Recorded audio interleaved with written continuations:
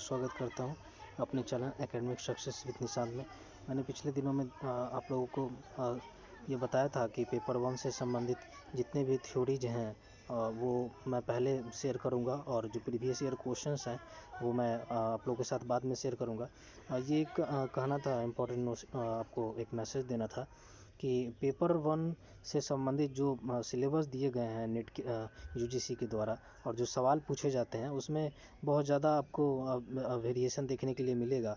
खासकर जब आप रिसर्च एप्टीट्यूड पेपर को देखेंगे और टीचिंग एप्टीट्यूड पेपर को, तो मैं प्रयास करूंगा कि जो मेजर यूनिवर्सिटीज़ में जो सिलेबस चल रहे हैं, मैं चाहे वो इग्नू के द्वारा चलाया जा रहा टीचिंग संबंधित जो उसके एजुकेशनल कोर्सेज हैं वो, या फिर जो नेट पे पीडीएफ के फॉर्म में जो फॉरेन राइटर्स हैं उनका कंटेंट मैं अपने चैनल के माध्यम से आपके साथ शेयर करूं। तो फिलहाल देखते हैं कि वो कौन कौन से फैक्टर हैं जो टीचिंग को प्रभावित करते हैं। तो आप देख सकते हैं कि यहाँ पे बताया गया है कि 4 वो फैक्टर जो किसी टीचर को प्रभावित कर सकते हैं। वो है उसका सैलरी और किस तरह से उसकी प्रोन्नति होती है, किस तरह से उसको मेहनताना मिलता है एक्स्ट्रा कार्य करने का, वर्किंग कंडीशन क्या है उसके, क्या स्थिति है, आसपास का माहौल कैसा है, जो जिसके अंडर जो व्यक्ति कार्य कर रहा है, जो अध्यापक, तो जो प्रिंसिपल है वहाँ के, या फिर जो वाइस चांसलर हैं जो यूनिवर्सिटीज़ में है, तो सभी लोगों का जो प्रमुख है उसका किस प्रकार से व्यवहार, बिहेवियर है, ये सारा चीज़ बहुत ही निर्धारित करता है कि टीचर कितना इफ़ेक्टिव होगा। और क्लासरूम का कंडीशन कैसा है, जो बच्चे आ रहे हैं माहौल कैसा है, जो मेजर इंफ्रास्ट्रक्चर फैसिलिटीज़ हैं, जैसे क्लासरूम में सारी व्यवस्थाएं जो एक अच्छे क्लासरूम सुचारू के लिए आवश्यक है, जैसे वो स्मार्ट क्लासरूम हो, या फिर जो वाटर हो या सैनिटेशन की व्यवस्था हो, ये काफ़ी जो मेजर एमिनिटीज़ हो वो उपलब्ध हो। ये भी बहुत हद तक इफ़ेक्टिविटी को निर्धारित करता है और एक टीचर कितना मोटिवेटेड है अपने उन चीज़ों को लेके जो वो जानता है और वो दूसरों के साथ शेयर करना चाहता है, तो ये भी बहुत निर्धारित करती है। तो देख सकते हैं सैलरी, आसपास का वर्किंग माहौल, क्लासरूम का कंडीशन और टीचर का खुद का मोटिवेशन। तो एक क्लासरूम में शिक्षक क्या क्या फेस कर सकता है समस्याएं, अब देख सकते हैं फर्स्ट नंबर पर दिया गया कि फायर अलार्म। ये छोटे छोटे से एग्जांपल हैं, तो ये बताते हैं कि आप देख सकते हैं कि you never have the same number of students in the room after a fire alarm as before.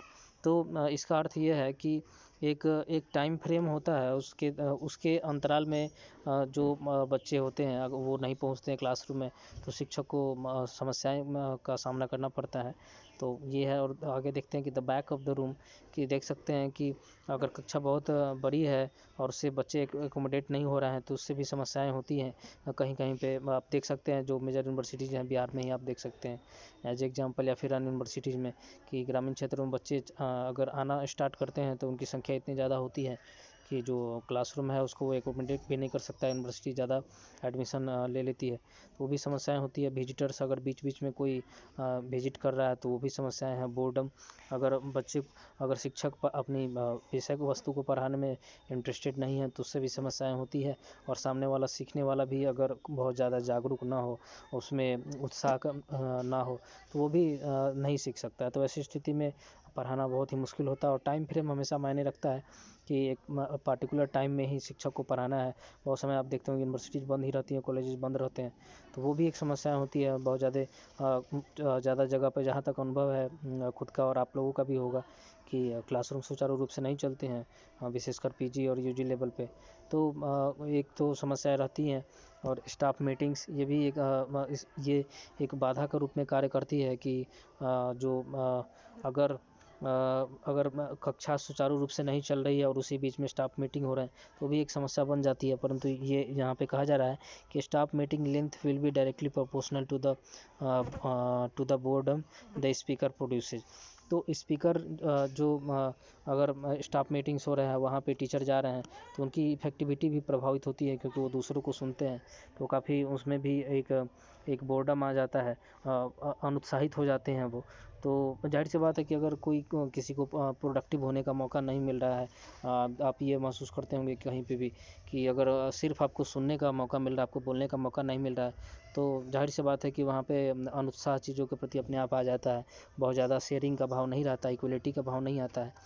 तो फिर देखते हैं कि ब्लेम जो वर्किंग कलीग हैं, आपके आसपास के जो टीचर हैं, उनका व्यवहार कैसा है, तो ये बहुत हद तक निर्धारित करता है। और न्यू स्टूडेंट्स आते हैं, उनको भी आपको एक बेसिक आइडिया देना होता है, तो उनको इंडक्ट करना, आपके अपने तरीके हैं पढ़ाने के, और वो बच्चा जिस कैटेगरी से बिलोंग कर रहा है, समाज की कैटेगरी से, उसकी क्या मनोदशा है, उसकी क्या समस्या है, इसको समझने में एक शिक्षक को जाहिर सी बात है समय लगता है। तो अदर स्कूल, ये सब सारी बातें अपने आप में बहुत बड़ा फैक्टर नहीं है। और आप ये सवाल पूछा जा सकता है, इससे ये सवाल बन सकता है कि क्लासरूम में जो टीचर को समस्याएं आती है, उसमें कौन कौन सा फैक्टर है। तो ये जो एनटीए है वो इस तरह से सवाल पूछ सकती है कि 9 फैक्टर में सबसे ज़्यादा प्रभावित करने वाली कौन सी चीज़ें हैं। तो वो निर्भर करती है वो स्थिति कैसी है। सारे फैक्टर अपने आप में बहुत ही स्ट्रांग है, और सभी फैक्टर एक दूसरे को निर्धारित करते हैं, एक दूसरे को प्रभावित करते हैं। फिर देखते हैं कि जो क्लासरूम में समस्याएं होने वाली, उसको सुलझाने के लिए क्या क्या होना चाहिए। तो 3 variables of the teacher, student and environment. जो टीचर है, स्टूडेंट है, और जो आसपास का इन्वायरमेंट है, वो तीनों का सही होना आवश्यक है। और टीचर स्टूडेंट का रिलेशनशिप है, ये भी मायने रखता है। मेथड ऑफ टीचिंग यूज्ड, कि देखते होंगे कि क्लासरूम में ऑनलाइन क्लास टीचिंग में बहुत अच्छे लोग कुछ तरह से पढ़ाते हैं, क्योंकि उनका टीचिंग जो एग्जाम्पल है, देने का तरीका है, वो समझाने का तरीका है, तो वो ये समझ के नहीं पढ़ाते कि मैं टीचर हूँ, वो ये समझ के पढ़ाते हैं कि मैं भी एक स्टूडेंट के जैसा ही हूँ, और मैं पहली बार इन चीज़ों को देख रहा हूँ।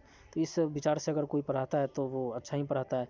और टीचर एडमिनिस्ट्रेशन रिलेशनशिप, एक टीचर का अपने एडमिनिस्ट्रेशन के साथ अगर अच्छा रिलेशनशिप ना हो तो वो भी समस्याएं बनती है। और सोशल इन्वायरमेंट, कि कहीं कहीं पे ये हो सकता है कि अगर पिछड़ी हुई सोसाइटी है, तो वहाँ पे अगर बहुत ज़्यादा नए विचारों को बच्चों को पढ़ाने का प्रयास किया जाए, तो हो सकता है समाज उसका विरोध करे।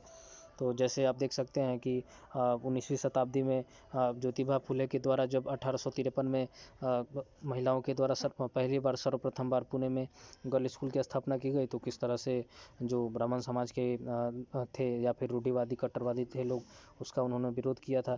तो आधुनिक समय भी, अभी के समय भी आप देख सकते हैं कि किस तरह से एजुकेशन का प्राइवेटाइजेशन होने की वजह से बहुत सारा समाज का एक वर्ग जो है उच्च स्तर का शिक्षा प्राप्त करने में असक्षम है। हालांकि आरटीआई के जो राइट टू एजुकेशन आरटी, वो 2009 में संशोधित हुई, और इसके बाद से 25% आरक्षण प्राइवेट स्कूल में गरीब बच्चों को भी दिया जाने लगा। लेकिन फिर भी वो जो फीस है, उसको भर पाना अपने आप में बहुत ही मुश्किल है, बहुत ही कठिन होता है। तो ये सारी चीज़ मैटर करती हैं। तो जो यहाँ जो परिस्थितियाँ हैं, ये आगे देखते हैं क्या कहती है, कि किस तरह से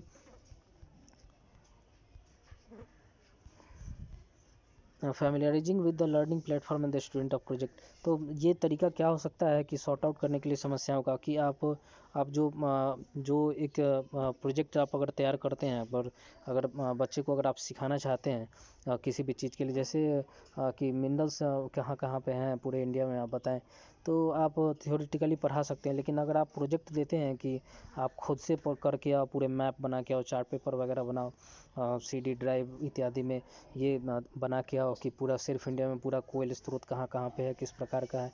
तो ये जो एक्स्ट्रा है करिकुलर चीज़ें हैं, जो टीचिंग पे ही निर्भर है, परंतु क्लास जो सिलेबस है उससे बाहर है। तो जो मोटिवेटेड स्टूडेंट है, और टीचर स्टूडेंट को मोटिवेट करते हैं, तो जो प्रोडक्टिव स्टूडेंट होगा, जो एक्स्ट्रा ऑर्डिनरी होगा, वो तो अपना कार्य करके लाएगा। तो देख सकते हैं कि स्कूल के दिनों से ही आप कॉलेज लेवल तक जाएँ, तो आप देखेंगे कि कुछ लोग बहुत ज़्यादा कंसिस्टेंट होते हैं अपने स्टडी में। तो ये चीज़ बहुत ही महत्वपूर्ण है। Promoting the project and recruiting student, कि आप नए अगर प्रोजेक्ट कर रहे हैं तो उसमें विद्यार्थियों को किस तरह से प्रभावित करते हैं, किस तरह से मोटिवेट करते हैं, एक शेड्यूल बनाते हैं, और किसी चीज़ को पढ़ने के लिए, या फिर आप ये बच्चों को आप प्रोत्साहित करने के लिए क्या क्या कर सकते हैं। तो आप अपनी बातों को कम्युनिकेट कर सकते हैं गैदरिंग में, बुला के बच्चों को आप उनके प्रोग्रेस को देख सकते हैं कि एक अंतराल के बाद उनमें कितना बदलाव या प्रगति आई, और उन्हें प्रोत्साहित कर सकते हैं कि नए चीज़ों को एक्सेप्ट करें। तो ये सारी थ्योरेटिकल ही बातें हैं। प्रैक्टिकल बातें आप देखते हो कि ऐसा बहुत ही कम हो पाता है, क्योंकि शिक्षक को खुद आगे आगे चलना होता है, और नई नई चुनौतियाँ एक्सेप्ट करनी पड़ती हैं। तो बच्चों को बताना नहीं पड़ता है कि उसका टीचर खुद कितना मोटिवेटेड है, वो विद्यार्थी खुद समझ जाते हैं। तो आप देखते होंगे कुछ जो आप देखेंगे कि जेएनयू के एक प्रोफेसर थे बिपिन चंद्रा, तो वो जब आधुनिक काल पढ़ाते थे, तो कहा जाता है उनके बारे में कि दूसरे सब्जेक्ट के विद्यार्थी भी उनके क्लासरूम में बैठ के पढ़ा करते थे। तो ये कह सकते हैं कि बिपिन चंद्रा का योगदान आधुनिक भारत के इतिहास के अध्ययन के लिए कितना बहुत बड़ा रहा है। तो उनका उस तरह का विराट व्यक्तित्व था अपने विषय में कि जिस प्रकार से वो कंट्रीब्यूट करते थे और जिस प्रकार से स्टडी करते थे, तो जो विद्यार्थी है JNU के, वो अपने आप स्वतः ही प्रभावित हो जाते थे। तो ये अपने आप में एक एक्स्ट्राऑर्डिनरी चीज़ है कि अगर शिक्षक खुद अत्यधिक मेहनत नहीं करता है, तो वो उसको बच्चे के ऊपर जो है वो चाह के भी उसको वो दे नहीं सकता। वो पढ़ा सकता है थ्योरेटिकली, लेकिन वो गुण उसमें स्थानांतरित नहीं हो सकते। तो हम देखते हैं कि इसका सॉल्यूशन क्या है कि जो आप देखते हैं कि कहीं कहीं पे 2 कॉलेजेज हैं, उनका एकेडमिक कैलेंडर अलग अलग है, कहीं पे कुछ प्रोग्राम है, कहीं कोई प्रोग्राम है। तो इस वजह से कैलेंडर के जब डिफरेंट होते हैं, और कोई टीचर होते हैं जो मोर देन 1 कॉलेज में भी पढ़ाते हैं, तो उनको समस्याएं होती हैं। और अगर एक ही यूनिवर्सिटी के विद्यार्थी हैं, तो अगर कैलेंडर डिफरेंट है, तो जो शिक्षण प्रक्रिया है वो स्वतः ही बाधित हो जाती है। और ये कह सकते हैं कि ये चूँकि इंडिया में इसका बहुत ही कम लागू होगा। Difference in eating cultures in 2 places, difficult to look for similar text, night market. और ये आप कह सकते हैं कि एक एग्जांपल दिया गया है यहाँ पे ताइवान के। ये कहा गया है कि दूसरे देशों में खाने की बहुत ही अलग अलग जगह पे जो कॉलेजेज होते हैं उनमें खाने की समस्या है। तो ये इंडिया में हमारा तो एक ये नहीं है समस्या, परंतु केस स्टडी के रूप में आप जान सकते हैं कि आप देख सकते हैं कि लंदन में जो है 5 स्कूल के 5 किलोमीटर के आसपास फूड जो है जंक फूड को खाने से मना कर दिया गया है। तो आप देखेंगे कि फिजिकली स्ट्रॉन्ग होते हैं गांव के बच्चे उन बच्चों की तुलना में जो शहर में होते हैं, जबकि उनका न्यूट्रिशन सही होता है फिर भी। तो ये कह सकते हैं कि जो ईटिंग हैबिट्स हैं वो कहीं ना कहीं प्रभावित करते हैं, चाहे वो इंडिया हो या फिर दूसरा कोई देश हो।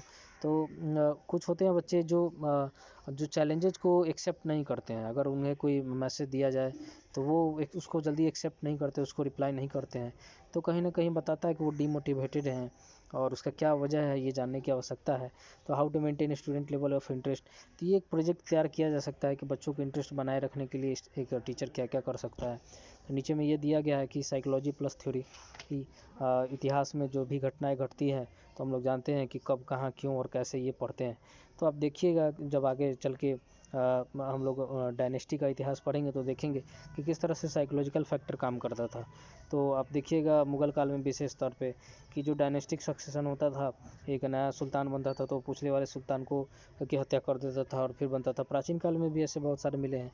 तो आप बिम्बिसार के ही से ही स्टार्ट प्रारंभ कर सकते हैं, देख सकते हैं। बिम्बिसार के बाद अजातशत्रु के बाद उदयन, और उसके बाद जितने भी है सभी पितृहंता ही शासक हुए। तो आप कह सकते हैं कि कहीं ना कहीं साइकोलॉजिकल फैक्टर होता है, इतिहास में कार्य करता है। और मानव के चाहे कोई भी क्रियाकलाप क्यों ना हो, सभी साइकोलॉजिकल चीज़ें जो थ्योरी हैं, साइकोलॉजिकल रूल है, उससे वो प्रभावित होती हैं। क्योंकि मानव की कुछ आवश्यकताएं होती हैं, और उन आवश्यकताओं की पूर्ति करने के लिए वह विशेष ढंग से कोई बहुत ज़्यादा आउट ऑफ बॉक्स होकर कार्य नहीं करता। अगर जो पुराने समय में जो राजकुमार होते थे, वो असक्षम होते थे, वो गलत ढंग से सत्ता हथियाने के लिए जो है दूसरे राजाओं के साथ मिलकर हत्या करवा देते थे।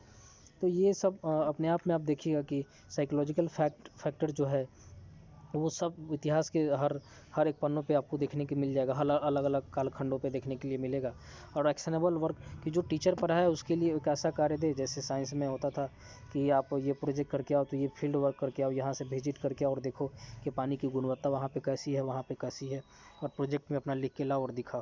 तो ये सब चीज़ इंपॉर्टेंट रखता है। और इंस्पिरेशनल वो कोच जो है किस तरह से मोटिवेट करते हैं, और अकाउंटेबिलिटी कि जो कार्य करता है बच्चा, अगर वो ईमानदारी से अकाउंटेबल है अपने कार्य के लिए, और टीचर भी अगर अकाउंटेबल होते हैं अपने कार्यों को लेके, बहुत ईमानदार होते हैं, तो उसका भी परिणाम बहुत अच्छा होता है। ऑसम कोर्सेज, तो ये अगर जो है जॉब ओरिएंटेड अगर टीचिंग नहीं है, तो बच्चों में बहुत ज़्यादा उत्साह और प्रेरणा की कमी देखने के लिए मिलती है। जैसे इतिहास जैसे विषय को ही ले लें, तो यहाँ पे स्कोप बहुत ज़्यादा नहीं है अगर ईमानदारी से कहा जाए तो। आप देखिएगा कि जो प्रोफेसर का जॉब है, या फिर PCS या UPSC का है, या फिर अब तो SSC में भी इतिहास की को लगभग हटा ही दिया गया है। बैंकिंग में भी इसका कोई विकल्प नहीं रहा। तो देखिएगा कि इतिहास के लिए असल में बहुत ज़्यादा स्कोप नहीं है दूसरे सब्जेक्ट की तुलना करें तो ये हतोत्साहित करने वाली बात नहीं है। परंतु जो लोग बहुत अच्छे हैं वो बाद में आगे चल के एकेडमिक क्षेत्र में बहुत योगदान दे सकते हैं, कंट्रीब्यूट कर सकते हैं, किताबें लिख सकते हैं, या फिर पुरातत्व विभाग से जुड़ सकते हैं। आप देखिए कि ICHR का जो प्रोजेक्ट होता है वहाँ पे भी बहुत सारे स्कॉलर होते हैं। वहाँ से बहुत जगह नई नई चीज़ों को खोदते हैं और इतिहास की को और समृद्ध बनाते हैं। नई तो नए एज ए पुरातत्व कार्य करना, पुरातत्ववेत्ता और इतिहासकार की तरह काम, इतिहासकार बन के अपने सब्जेक्ट को समृद्ध बनाना, तो ये सिर्फ उन्हीं लोगों के लिए है जो अपने सब्जेक्ट के प्रति जो है सम्मान का भाव रखते हैं, या फिर जो एकेडमिक क्षेत्र उनके लिए उनको हमेशा आकर्षक लगता है। या आप एक तरह से कह सकते हैं कि चाहे संभावना कम है, लेकिन फिर भी ये अट्रैक्टिव रहेगा हमेशा ये सब्जेक्ट। आगे देखते हैं कि ये फ्लेक्सिबल इन्वायरमेंट क्या कहता है। यहाँ पे फ्लेक्सिबल इन्वायरमेंट कहने का अर्थ है कि जो टीचर अगर किसी चीज़ को पढ़ा रहे हैं तो उनमें उनको इतना फ्रीडम होना चाहिए कि अगर क्लासरूम में अगर कुछ ऐसा प्रोजेक्ट है, जैसे हम लोग का था जहाँ पे हम लोग पढ़ते थे बचपन में, तो वहाँ पे ये कहा जाता था कि अंग देश के बारे में बताया जाता था। तो कहा जाता था कि आप 4 से 5 किलोमीटर दूर आप विजिट करते हैं तो आप देख सकते हैं कि वहाँ पे किस तरह से डिफरेंट आज भी पुराना साक्ष्य मौजूद है। तो वहाँ पे प्रोजेक्ट करवाने के उद्देश्य से एजुकेशनल टूर करवाया जाता था। तो वो क्लास जो टीचिंग क्लासरूम में थ्योरेटिकली हो सकता था संभव, उसे फील्ड वर्क करके समझाया जाता था। तो कहीं ना कहीं इससे फ़ायदा ये होता था कि फील्ड वर्क से कि अगर बच्चा अगर बोर्डम से प्रभावित हो रहा है तो उसे नया पढ़ने का माहौल भी मिलता था। और लर्निंग कल्चर में आप देख सकते हैं कि जो है नए नए लोगों से मिलना और उनसे बातें करना, तो ये भी अपने आप में काफ़ी अच्छा एक्सपीरियंस रहता था। तो बाहर से विद्वानों को बुलाना और स्कूल के बच्चों को या फिर बाहरी लेक्चरर को बुला के, बड़े बड़े विद्वानों को बुला के, जैसे शशि थरूर जैसे लोग को ब्रिटेन में भी बुलाया जाता है ऑक्सफोर्ड यूनिवर्सिटी में भाषण देने के लिए। तो कह सकते हैं कि जो इंटरेक्शन होता है वो अगर कोई करिकुलम अगर प्रोवाइड करता है बच्चे को, और टीचर को यह इंडिपेंडेंस होता है, टीचर को ये स्वतंत्रता होती है कि वो अपने ढंग से अपने जो क्लासरूम में लेक्चर देने के अलावा भी अन्य तरीक़ों से वो बच्चों को सिखा सके, तो ये बहुत ही बड़ा चीज़ होता है। और इंटेंशनल कंटेंट की अगर साहित्य जैसी चीज़ों को पढ़ा रहे हैं, दर्शन शास्त्र जैसी चीज़ों को पढ़ा रहे हैं, तो व्यक्ति में इतना गुण होना चाहिए कि क्लासरूम अपने सब्जेक्ट के कमांड के ऊपर कि सामने वाले व्यक्ति को पूरी तरह से प्रभावित कर सके। तो इससे संबंधित ये विवेकानंद का एक कोट है कि एक आध्यात्मिक गुरु वही है, जैसे दर्शन शास्त्र है तो अपने आप में एक आध्यात्मिक गुरु है। तो अगर गुरु वही है जो अपने गुणों को स्थानांतरित कर दे, सिर्फ ज्ञान को नहीं। तो टीचर को देख के उनसे मूल्यांकन करके उसके व्यवहार का जो विद्यार्थी सीखते हैं वो अपने आप में एक विशिष्ट चीज़ है। तो विद्यार्थी टीचर का किस तरह से नज़रिया होता है अपने सब्जेक्ट को लेके और किस तरह से वो पढ़ाते हैं, तो बहुत मायने रखता है। और प्रोफेशनल एजुकेटर आप देखते होंगे कि बहुत सारे टीचर जो हैं वो अपने बस ये उनका उद्देश्य होता है कि अपना करिकुलम जो है वो उसको समाप्त कर दिया जाए, ख़त्म कर दिया जाए सिलेबस को। परंतु कुछ लोग जो है एक्स्ट्रा मेहनत करते हैं। तो ये निर्भर करता है टीचर के ऊपर कि उसका जो प्रोफेशनल जो उसको रूल कहता है कि आप इतना देर ही पढ़ाएं उसके बाद क्लासरूम ख़त्म, लेकिन फिर भी उसके बाद भी कुछ लोग पढ़ाते हैं। तो ये उनका अपना इंटेंशन है, उनका अपना वे है तरीका पढ़ाने का, जो टीचिंग को और ज़्यादा इफ़ेक्टिव बनाती है। और टीचिंग को अत्यधिक ऑर्गेनाइज करने के लिए ये कह सकते हैं कि स्टूडेंट और टीचर को एक दूसरे से एक अच्छा संबंध होना बहुत ही आवश्यक है। और वो किस चीज़ पर निर्भर करता है, तो वो कैरेक्टर पर निर्भर करता है। और कैरेक्टर हर कल्चर और हर कंट्री के अनुसार, और चाहे वो क्लासरूम से लेकर यूनिवर्सिटीज़ लेवल तक हो, हर जगह अपने आप में वो चेंज करते रहती है। तो आप ये कह सकते हैं कि इतना बड़ा जो चेंजेज होता है उससे मीट करने के लिए जो कैरेक्टर का जो चेंज है, एक टीचर को हर साल नए नए क्लासरूम में नए नए विद्यार्थियों का सामना करना पड़ता है। तो अपने आप में अपने कैरेक्टर को एडजस्ट करना, और सामने वाले का जो बच्चे आ रहे हैं जिस सोसाइटी से वो बिलोंग कर रहे हैं, उनकी क्या धारणाएँ, उनकी क्या शिक्षाएँ हैं, क्या संस्कार हैं, इसको टीचर को समझना बहुत ही आवश्यक होता है। और आप देख सकते हैं कि इन सब चीज़ों को सही करने के लिए एक इंस्टीट्यूशन का भी बहुत अच्छा रोल होता है। अगर टीचर खुद ही हम्बल बैकग्राउंड से आता है, खुद बहुत ज़्यादा संघर्ष करके वहाँ पहुँचा हो, तो वो बहुत अच्छा टीचर साबित होता है। और बहुत काफ़ी ईमानदारी से ना सिर्फ अपना कंटेंट पढ़ाते हैं, तो ताकि ये भी चाहते हैं कि उनके जो अनुभव हैं उससे बच्चों को लाभ मिले। तो कुछ लोग बहुत एक तरफ प्रोफेशनल होते हैं, कुछ लोग एक्स्ट्रा कार्य करते हैं बच्चों को सिखाने के लिए, समझाने के लिए। तो आप कह सकते हैं कि एजुकेशनल जो स्थिति है भारत में, एटलीस्ट भारत की बात करें विदेशियों की तुलना में, तो बहुत ज़्यादा जो टीचर को एजुकेट करने के तरीके हैं, जो ट्रेनिंग के तरीके हैं और जो मूल्यांकन का तरीका है, वो काफ़ी आधुनिक समय से मेल जोल नहीं खा रहा है। आप देखते होंगे कि जो टीचर की इफेक्टिविटी है, बहुत लोग पढ़ाना पसंद नहीं करते हैं, जबकि अच्छी खासी सैलरी होती है। तो ये कहा जा सकता है कि जो डिमोशन होता है एक अधिकारी का, कि वो कार्य नहीं करता है तो उसको डिमोट कर दिया जाता है।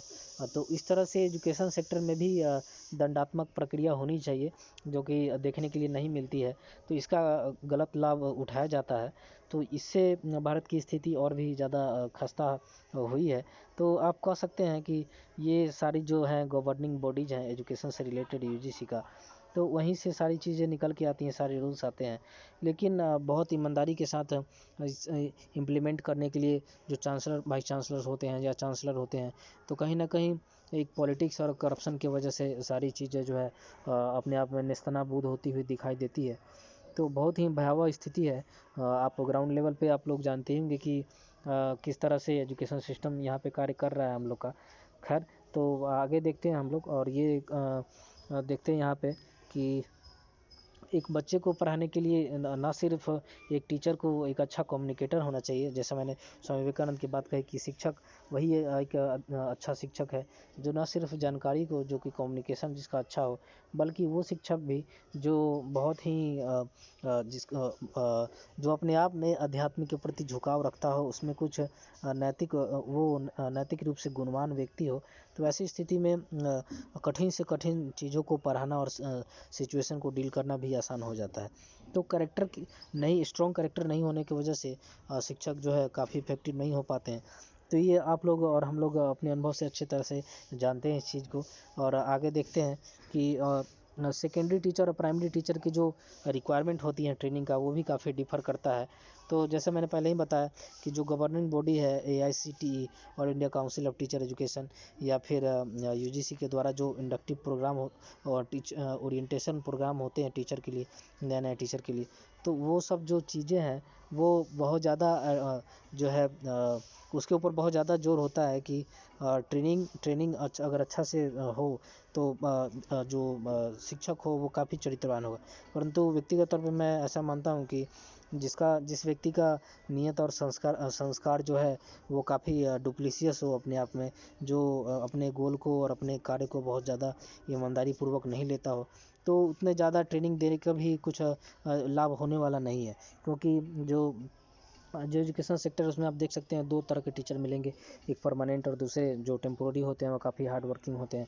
तो कुछ इस तरह का सिस्टम है, जो हार्ड वर्किंग होते हैं लोग, वो टेम्पोररी होते हैं, तो और उनको प्रोत्साहन मिलता नहीं है, और जो लोग परमानेंट हैं वो लोग पढ़ाना नहीं चाहते।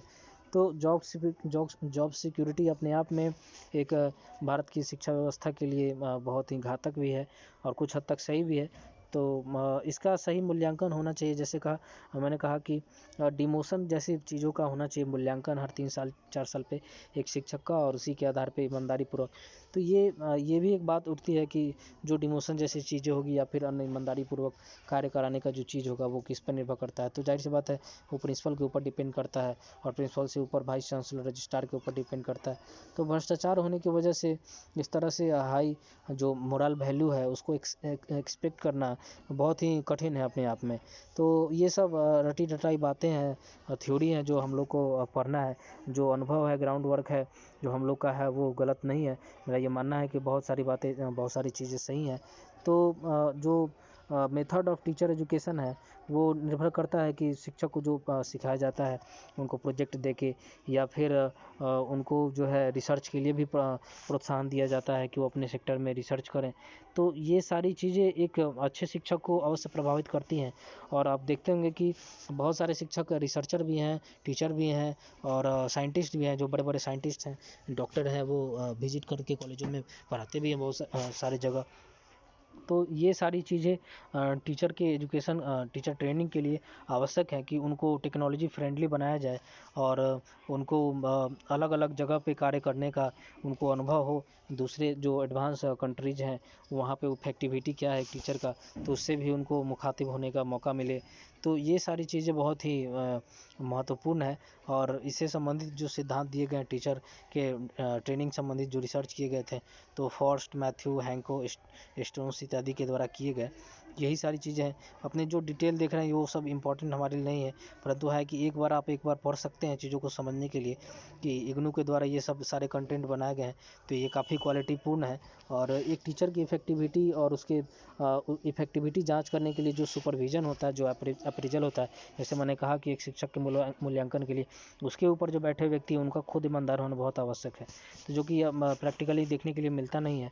तो ये इससे शिक्षक का ईमानदारी पूर्वक जो है मूल्यांकन हो नहीं पाता है, तो समस्याएं आती हैं। और ये एक प्रॉब्लम होती है कि एक टीचर जो है वो एक पार्टिकुलर अनुभव से होके गुजरा है और वो क्वालिफाई करके वहाँ तक एक जो है एक एग्ज़ाम को क्वालिफाई करके एक टीचर बनने की तैयारी में है। परंतु जो एक टीचर होता है उसको जो ट्रेनिंग मिलता है, तो वो इसलिए उसको ये दिखाया जाता है, उसको ये समझाया जाता है या फिर उसको एक सांचे में ढालने का प्रयास किया जाता है कि वो एक आइडियल टीचर बने। परंतु आप देख सकते हैं कि जो मूल भाव है, जो मूल कैरेक्टर है, सिर्फ न सिर्फ एक शिक्षक का बल्कि जो सिखाने वाले उसके ट्रेनर है उनका भी, तो कहीं ना कहीं दोनों के बीच में जो कम्युनिकेशन होना चाहिए, दोनों के बीच में जो बैलेंस होना चाहिए, आपसी समझ और सम्मान होना चाहिए, तो वो प्रोफेशनली भी देखने के लिए बहुत ही कम मिलता है। तो ये कहा जा सकता है कि बिहेवियर बहुत ज़्यादा इम्पोर्टेंट रोल रखता है पूरे एजुकेशन सिस्टम में, चाहे वो टीचर के ट्रेनिंग की हो या टीचर के पढ़ाने के तरीके की बात हो या फिर लर्नर जो सीखने वाला है उसके कैरेक्टर या उसके इंटेंशन। तो कैरेक्टर एंड इंटेंशन यही दो चीज़ों के ऊपर रिवॉल्व कर रही हैं सारी चीज़ें, आप देख सकते हैं ऊपर से नीचे तक। और जो पढ़ाने का जो ढंग होता है, तो बहुत लोग शिक्षक चिल्ला के पढ़ाना पसंद करते हैं, उनको मैनर पे बहुत ज़्यादा जोर होता है कि आप पार्टिकुलर ड्रेस में आप आएँ, पार्टिकुलर वे में बिहेव करें, आप पार्टिकुलर वे में सम्मान दें, सैल्यूट दें। तो जैसे कहते हैं ना कि रिस्पेक्ट इज नॉट कमांडेड। तो ये सारी चीज़ें बहुत ज़्यादा आप देखें कि बहुत ज़्यादा लोगों को आप विनम्र नहीं पाएंगे, शिक्षक होने के बावजूद भी उनमें कहीं ना कहीं अकड़ होती है, ईगो होता है और वो झुकना नहीं पसंद करते हैं। तो ये सारी चीज़ें उनकी इफेक्टिविटी को प्रभावित करती है और वो एक अच्छे शिक्षक कभी नहीं हो सकते हैं। हाँ, वो अपने कोर्स वर्क को ज़रूर पूरा करा सकते हैं, परंतु एक अच्छा शिक्षक वो सही मायने में वो सम्मान कभी नहीं कमा सकते हैं। तो आगे देखते हैं कि बहुत लोग रिटायर होने के बाद भी आप समझ सकते हैं कि जो लोग सरकारी नौकरी करते हैं उनको अपनी स्थिति का बोध रिटायर होने के बाद ही पता चलता है, तो काफ़ी समय लग जाता है और उस समय वो हाथ समय से निकल जाता है उनके बदलाव के लिए। और जो जो आदमी का आत्मिक आनंद होता है उससे वो कहीं अछूते रह जाते हैं, कुछ खालीपन जो छूट जाता है वो हमेशा वैसे ही रह जाता है। क्योंकि जो अमूल स्वभाव है एक व्यक्ति का, वो सिर्फ ना कि मटेरियल प्लेजर है, बल्कि जो साइकोलॉजिकल फैक्टर है और जो स्पिरिचुअल फैक्टर है, वो कहीं ना कहीं बॉडी जो है हमेशा ये डिमांड करता है कि कुछ नई चीज़ों को ढूंढा जाए, कुछ नई खुशियाँ ढूंढी जाए। तो वो सिर्फ त्याग से ही हो सकता है। कुछ चीज़ें को भोगने से, अच्छा खाना, अच्छा बिस्तर, ये सारी मिनिमम रिक्वायरमेंट है जो कहीं ना कहीं हमारी हर सोसाइटी पे लागू होता है। परंतु जो मेजर रिक्वायरमेंट है बॉडी का, कि वो यही है कि जो हायर चीज़ें हैं, जो बहुत ज़्यादा खुशियाँ जब मिलती हैं तो जो त्याग करने से आनंद मिलता है, तो ये सारी चीज़ें जो है ये करिकुलम के बाहर है। और एक टीचर इफेक्टिव टीचर, एक महान टीचर में बहुत ज़्यादा का फासला आपको देखने को मिलेगा। तो सर्वपल्ली राधाकृष्णन के बारे में भी कह सकते हैं कि उन्होंने भी अपने स्टूडेंट का लिखा हुआ थीसिस ले लिया था और उसके एक हिस्से को लेके प्रकाशित कर लिया था अपने आप में, तो वहाँ भी प्लेगरिज्म उन्होंने किया था, जबकि दुनिया उन्हें आइडियल टीचर के रूप में देखती है। तो आप ये कह सकते हैं कि एक आइडियल टीचर होना, एक इफ़ेक्टिव टीचर होना, और असल में जैसे स्वामी विवेकानंद ने कहा था कि असली में वही शिक्षक है जो गुणों का स्थानांतरण कर दे। तो वैसे शिक्षक आपको बहुत ही कम देखने को मिलेंगे और आज के सोसाइटी को उसी की आवश्यकता है। तो मैं आज की क्लास यहीं पे समाप्त करना चाहता हूँ और यही उम्मीद करता हूँ कि अगर ये इस कंटेंट में या फिर पढ़ाने के तरीके में आपको कुछ कमी बुझाई होगी तो आप ज़रूर कमेंट करके बताएंगे, और पसंद आई होगी तो कृपया इसको लाइक करें और प्रमोट करें। मैं बहुत जल्द ही प्रीवियस ईयर क्वेश्चन के साथ फिर हाजिर होऊंगा। तब तक के लिए धन्यवाद। Thank you.